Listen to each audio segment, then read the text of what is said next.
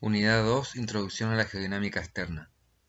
En estas filminas tratamos el tema modelado. Modelado. Las laderas han sido formadas originalmente por la geodinámica interna del planeta. Estas laderas fueron generadas por orogenia, movimientos tectónicos, actividad volcánica, y se hallan sometidas a el modelado causado por la geodinámica externa del planeta. Ejemplo, a procesos como la erosión, que a través de sus agentes activos, como el agua corriente, el viento, el hielo glaciar, tratan de transformarlas, de ir modelándolas, llevando el material de las zonas de mayor nivel topográfico a las zonas de menor nivel topográfico. Aparte de estos movimientos erosivos, existen otro conjunto de procesos conocidos como movimientos gravitacionales, movimientos colectivos o movimientos de remoción en masa, que a diferencia de las corrientes fluviales, o sea, de los ríos o de los glaciares, tienen una longitud mucho más reducida y no circulan por un único cauce como lo hacen los glaciares o los ríos, sino que trabajan a lo largo de una ladera. Cuando hablamos de remoción en masa o movimientos colectivos, hablamos de fenómenos que se generan por la existencia de una pendiente en una ladera de roca, regolita, o sea, roca meteorizada o suelo, de manera independiente o todos mezclados, y siguiendo la ley de la gravedad se desplazan ladera abajo debido a distintas causas o factores. Causas como la geología, ejemplo sismos, roca meteorizada o no, estructura fallada o diaclasada, por factores morfológicos como la existencia o no de un desnivel, la mayor o menor pendiente, por factores humanos como explosiones, maquinarias, modificaciones artificiales de la pendiente. En todos los casos, este material, sea roca, regolita o suelo, en superficie puede tener vegetación o hallarse sin cobertura vegetal. Si analizamos la gráfica, vemos que se trata de un diagrama triangular. En el ángulo superior se encuentra el movimiento colectivo flujo. En el ángulo inferior izquierdo, el movimiento colectivo deslizamiento.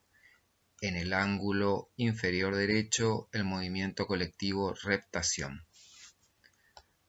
Todos ellos son nombres de movimientos colectivos. El conjunto de movimientos que abarca desde deslizamiento hasta flujo son los movimientos colectivos que conocemos como rápidos. El conjunto de movimientos cercanos al ángulo inferior derecho son los movimientos que conocemos como lentos. Por otra parte, los movimientos de deslizamiento se diferencia de los movimientos de flujo por el mayor contenido de agua.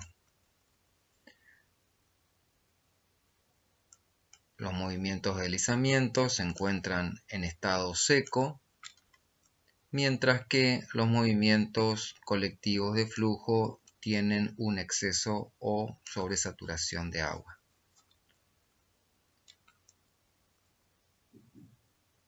Los movimientos lentos pueden tener distintos estadios o contenido de agua, pero en todos los casos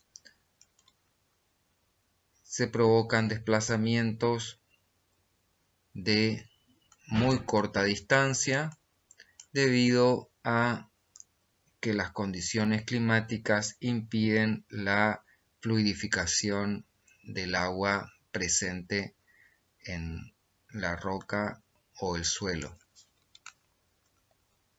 La diferencia entre movimientos rápidos y movimientos lentos es que los movimientos rápidos, cuando ocurren, el material se pone en movimiento y en un solo episodio recorren toda la ladera y alcanzan el nivel inferior.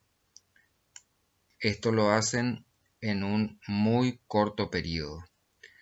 Los movimientos lentos, cuando se deslizan, avanzan solamente por tramos pequeños, no abarcan la totalidad de la ladera, por lo que el desplazamiento total de la masa ocurre en un periodo muy extendido. Cuando hablamos de movimientos colectivos dijimos que estos podían ser rápidos o lentos. Esto dependía de factores externos como la presencia o ausencia de agua, las condiciones climáticas u otros factores internos como las características de la roca, del suelo, la pendiente, etc.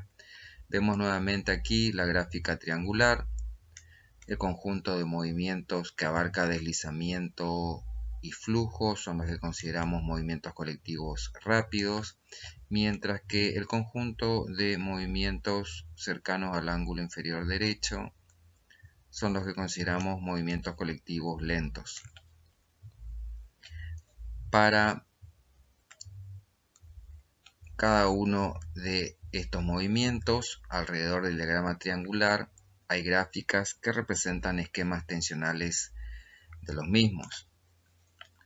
Para el caso del deslizamiento, se representa con un esquema tensional rectangular propio de un sólido sin agua o con escaso contenido de agua, mientras que para el flujo se representa con un esquema tensional curvo representativo del mayor contenido de agua, correspondiente a un flujo de baja viscosidad. Un flujo de alta viscosidad es representado con también un esquema tensional curvo, mientras que los movimientos colectivos extremadamente lentos son representados aquí con un esquema tensional que trata de representar la posibilidad de dilatación y contracción del material que implica muy pequeños desplazamientos. Si nos concentramos ahora en los movimientos colectivos rápidos, en particular los flujos, que se representa en la parte superior del diagrama triangular que vimos en las filminas anteriores, vemos nuevamente aquí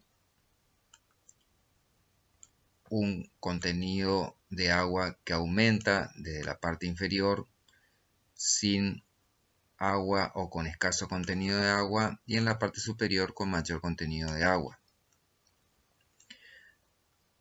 También se representa en color celeste la zona de flujo laminar y en color azul la zona de flujo turbulento.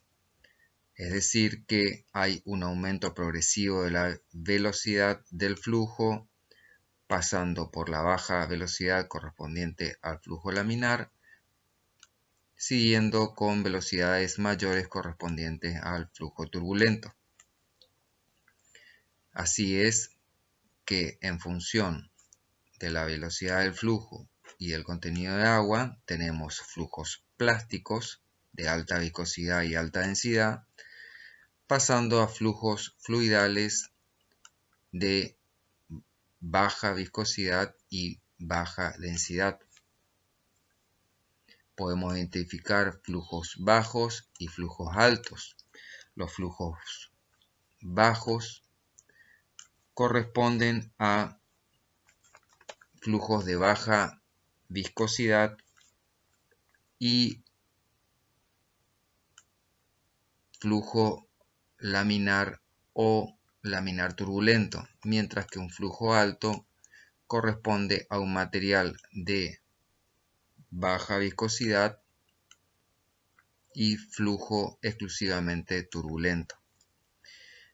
Vemos también que a medida que pasamos de la zona de flujo laminar a la zona de flujo turbulento, aumenta la dilatancia del material, es decir, que pasamos de una zona de alta densidad del material a una zona de baja densidad del material, en donde se presenta menos deformación en el estadio inicial y mayor cantidad de deformación plástica en el estadio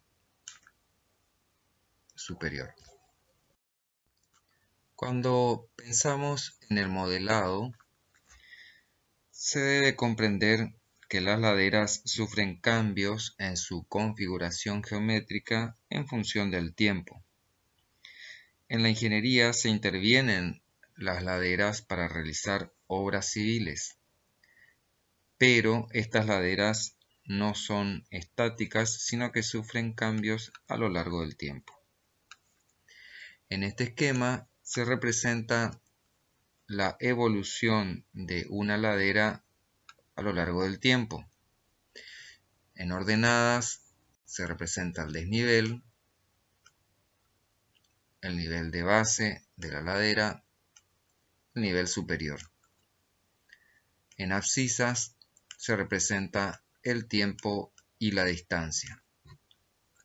Si partimos de un estadio inicial, vemos que el material que cae o se desprende se acumula a muy corta distancia de la ladera y presenta pendientes muy abruptas, mientras que en un estadio final el material que se acumula lo hace a mucha mayor distancia, sus pendientes son mucho más suaves y esto lleva mucha mayor cantidad de tiempo. Si analizamos ahora los movimientos colectivos rápidos, vemos que estos pueden ser clasificados como movimientos continuos o movimientos discontinuos. Dentro de los movimientos continuos tenemos la caída y el volcamiento. En ambos casos se trata de movimientos que son propios del estadio inicial. Las pendientes son muy pronunciadas, muy fuertes y acumulan los materiales que pueden ser rocas o suelo a muy poca distancia de la ladera, o sea, en el pie de monte. Cuando hablamos de movimientos rápidos, habíamos visto que podían ser continuos o discontinuos. Dentro de los continuos están las caídas o desprendimientos. Se trata de un desprendimiento de suelo, regolita o roca y que cae rodando o rebotando sobre la ladera.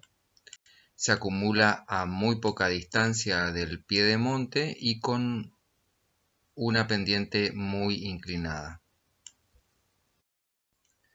Otro movimiento rápido continuo es el volcamiento, también conocido como desplome.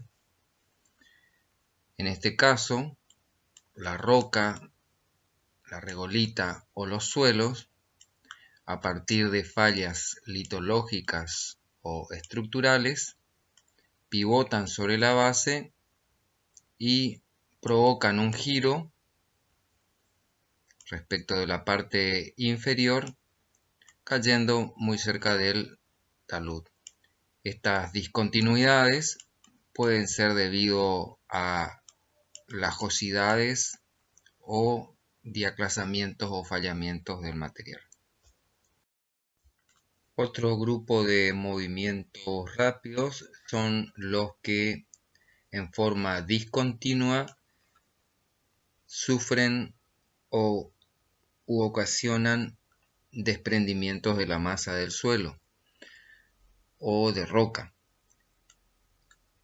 Entre ellos están la avalancha, el deslizamiento, que puede ser traslacional o rotacional, y los flujos.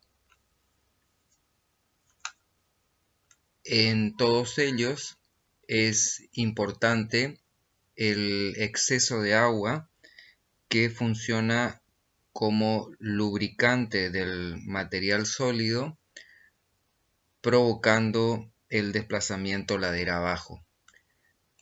En particular, la avalancha y el deslizamiento tienen menor contenido de agua que los flujos.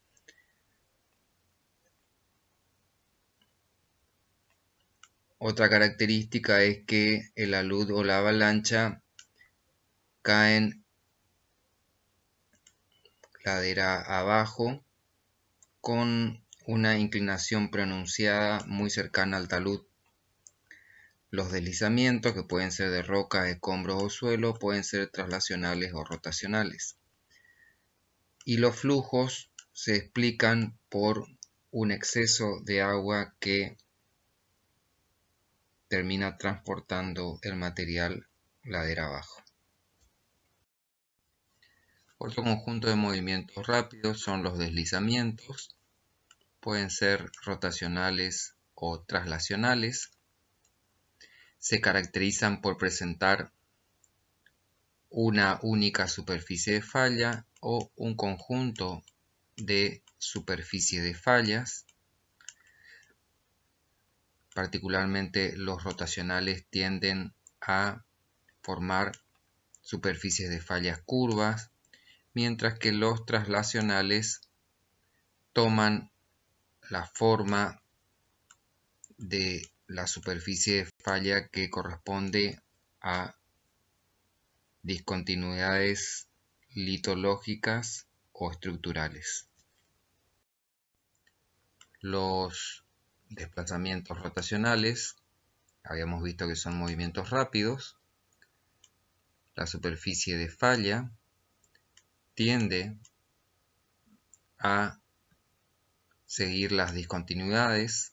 Estas discontinuidades pueden ser estructurales o pueden ser litológicas.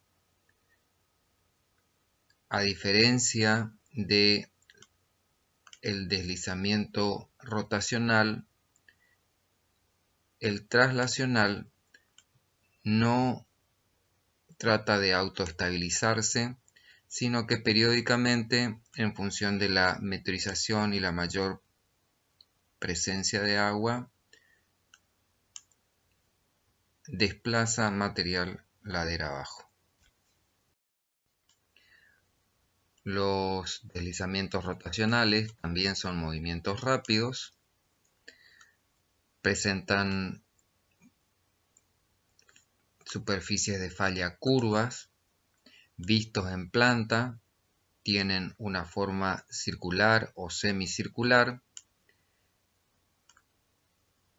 Y visto lateralmente, tienen forma cóncava. Estas superficies de falla, que pueden ser varias, se observan en superficie como agrietamientos del terreno, los cuales se potencian cuando existe un exceso de agua. Los movimientos rotacionales tienden a estabilizarse, a diferencia de los traslacionales, tomando una nueva configuración geométrica. Si tenemos el perfil anterior, esta nueva configuración geométrica tiende a acumular una masa en su base, masa que termina compensando la masa que se encuentra por arriba. Como habíamos dicho, su forma en planta es circular o semicircular y presenta una concavidad y un lóbulo frontal que funciona como equilibrante de todo el material que está por encima. Entre los movimientos rápidos también están los flujos. Se trata de un movimiento que particularmente está conformado por material de granulometría fina a gruesa, pero si la pendiente es suficientemente empinada, el flujo logra tomar suficiente velocidad como para arrastrar materiales de gran tamaño. También puede reconocerse flujos lentos cuando el material presenta alta viscosidad y alta densidad. Entre los movimientos lentos tenemos los desplazamientos o esparcimiento lateral. Son movimientos extremadamente lentos que causan una serie de fallas por corte o por extensión. Puede provocarse en rocas, en regolita o suelo. Consiste en una serie de fallas progresivas cuando el material se halla seco en superficie y con suficiente humedad en su parte interior como para que se provoque un desplazamiento de poca distancia o longitud. Sin embargo, llegando al borde o ante un cambio de pendiente, esto puede transformarse en un movimiento rápido como caída. Entre los movimientos lentos tenemos también la solifluxión. Ocurre principalmente en suelos, es extraño en regolita o en rocas. Está compuesto por material fino que puede contener algunos detritos más gruesos, pero en general se trata de material suelo que se haya sobresaturado. Puede viajar a velocidades muy bajas, como 3 a 10 centímetros por año. Ocurre en pendientes suaves y cuando en zonas periglaciares de clima muy frío hay un aumento de temperatura. Esto causa que haya un principio de fluidificación del material fino y permite un movimiento extremadamente lento. Como otros movimientos lentos, si la temperatura es lo suficientemente alta, el agua puede volverse muy fluida y este movimiento puede volverse en un movimiento rápido. Por último, entre los movimientos lentos también está la reptación. Son extremadamente lentos, unos pocos milímetros por año. También ocurre exclusivamente en material fino, suelos. Es extraño que ocurra en roca o regolita. Este suelo puede tener algún contenido de materia de mayor tamaño, pero en general ocurre en suelos. El mecanismo es debido a la contracción y dilatación del suelo por ganancia o pérdida de humedad, o sea, por alternancia de estadios húmedos y secos en función de las condiciones climáticas. Este movimiento lento de reptación se caracteriza o puede visualizarse por presentar inclinación en la vegetación. Normalmente presenta un eje, un quiebre y un cambio de eje, lo que habla de un desplazamiento extremadamente lento en la medida que va creciendo la vegetación. También implica una pérdida de equilibrio de las obras civiles.